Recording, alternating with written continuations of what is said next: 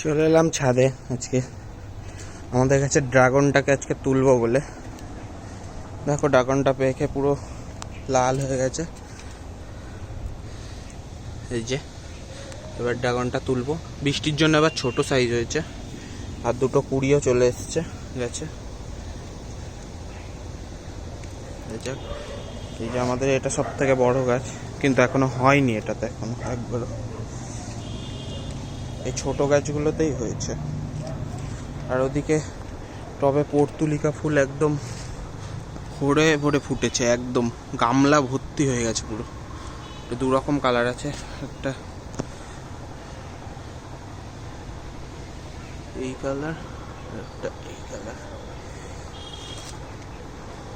পুরো গামলা ভর্তি করে আছে। এদিকে আর একটা ড্রাগন গাছ আছে, এটা এখনো ছোট।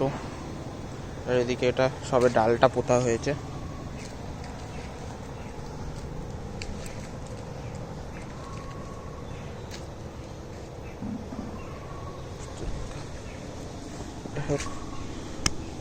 এবার পুনার দিয়ে ড্রাগনটাকে কাটার পালা।